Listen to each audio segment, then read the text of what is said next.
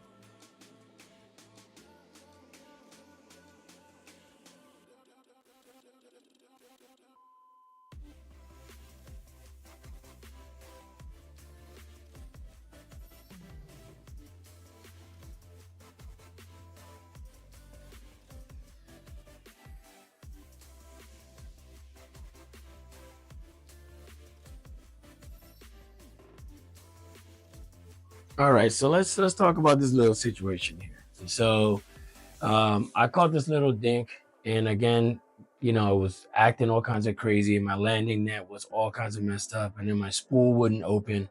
I finally got it to open on my bail. I finally got it to open on my bait caster here, and the fish was flopping around, and I got the hook in my arm. Thankfully, it didn't go too deep in my skin or my shirt. Flipped it out. We're good to go. I go to grab this fish, and it's not big at all. I think it was like 12 inches, 12 and a half, maybe at the most. So I go out, I take the board, and again, mistake number 5,000 here is I didn't take the net, even though it was messed up, and put it next to the catch board in case the fish would flop out. And that is exactly what happened here.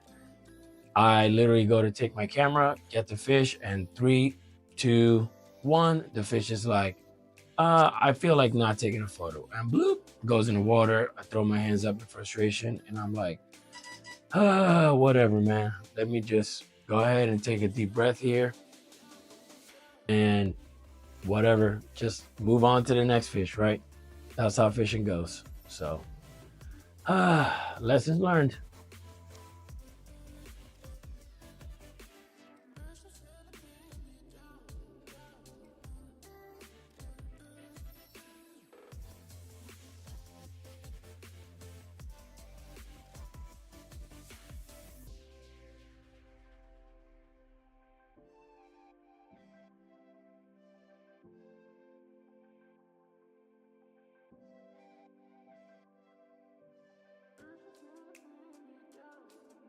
All right, so here I am again. Um, after losing that one fish that potentially could have got me, let's see, probably 2 positions higher than what I am currently right now towards the end of the month. But it is what it is, and you can't win all of them, right? So you just keep fishing, keep chucking on, and hopefully you keep catching them. Which in this video, I will keep catching them, and I catch 2 really good ones. I end up catching like a handful of dinks, but at the end of the day, it's all fishing, and it's what fishing is. So we make the most of it. We try our best, to stay positive when fishing, and sometimes we just lose sight of that, And here is just one of those moments where when something happens, it happens, and um, you know, you just lose one. So we move on. So here I am again. I'm just gonna keep the spook on for pretty much a majority of the day. Just find these shade pockets, find these little drop offs, these overhangs, and just making the best cast that I can uh, to try to get the fish to react. And at the end of the day, it ends up happening to be one of the better days, like I stated earlier.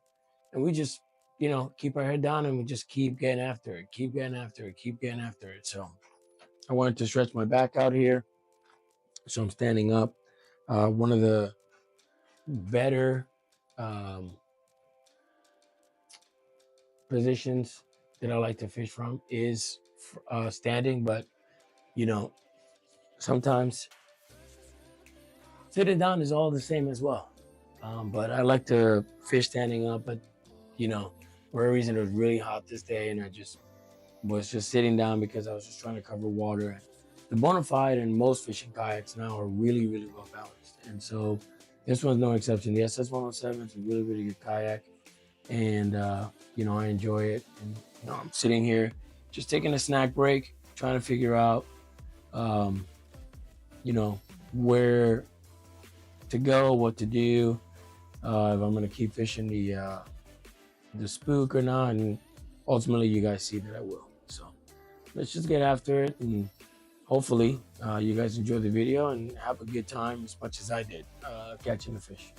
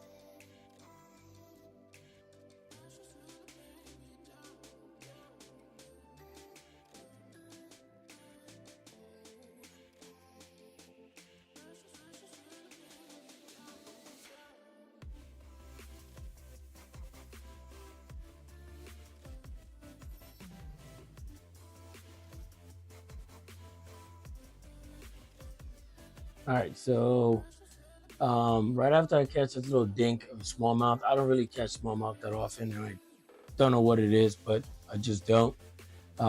Mainly because a lot of places that I'm going are really, really heavily pressured. But here, um, at this particular creek arm, which is again, you know, connected to the Cumberland River here in Middle Tennessee.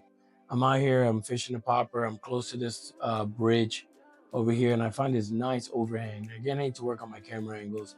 Might have a camera on my chest, maybe on my head, just for you guys to get the better angle so I can give you a better view of what it is that I'm doing. But I make a cast, I see this overhang, and then I see what looks to be like some sort of telephone pole in the water. So I get some more snacks, shove my mouth full of Cheez Its, and I just keep trucking on. And I'm fishing the spook, and you're gonna see here shortly.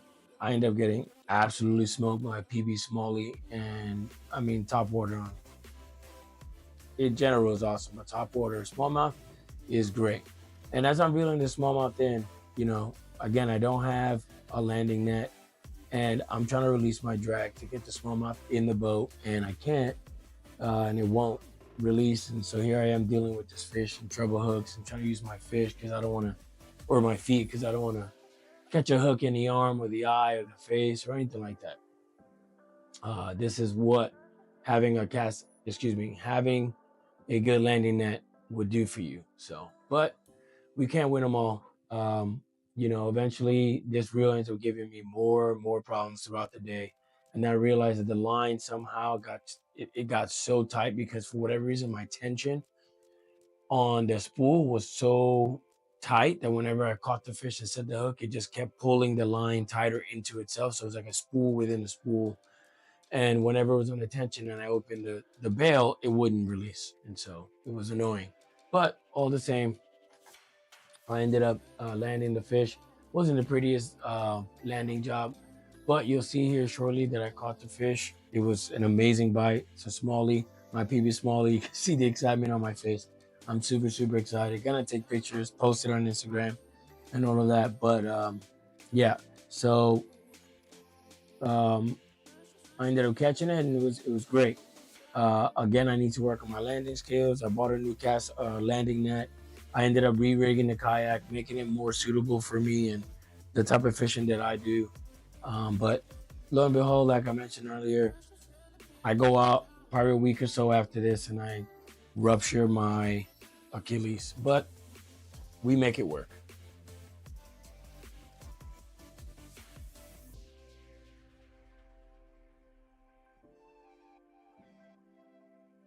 And so, you know, we just do what we can with what we got, and I had to improvise. And the smallmouth cooperated with me, so it was awesome.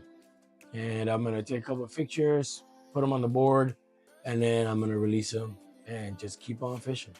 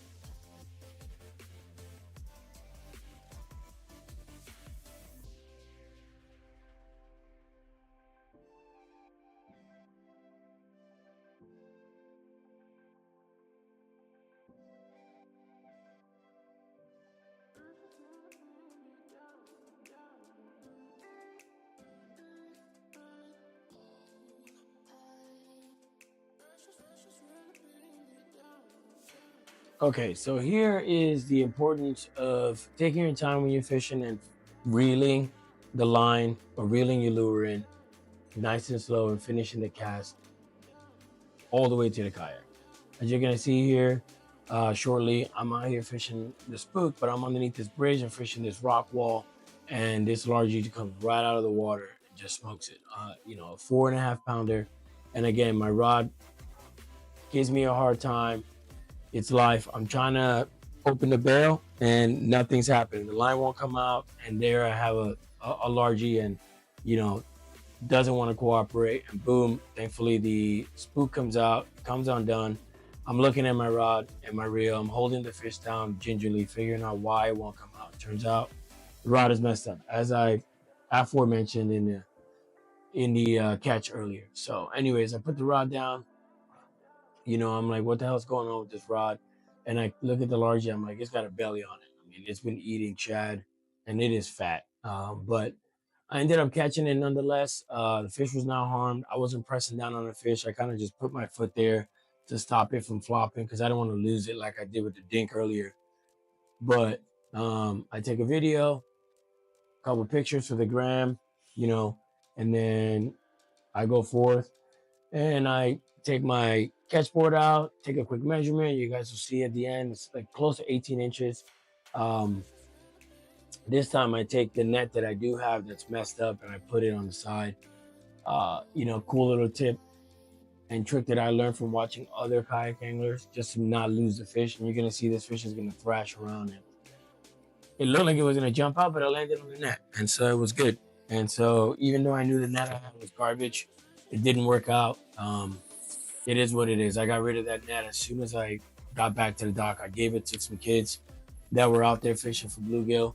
I do recommend, if you're gonna be fishing, do not buy the nylon nets. I believe it causes harm to the fish, and it's more of a headache than it really needs to be, because then your lures get stuck onto it. It's just annoying.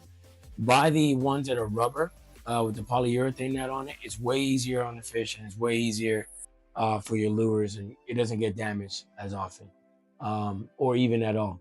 And so I ended up buying that one, but I won't be able to use it for a while. But once I do get back out on the water, I'm going to make sure that I have everything the way it's supposed to be. And that just gives me time to kind of just, you know, stock up on lures right now while I'm injured, and kind of just make the most of it. So, and get better editing videos.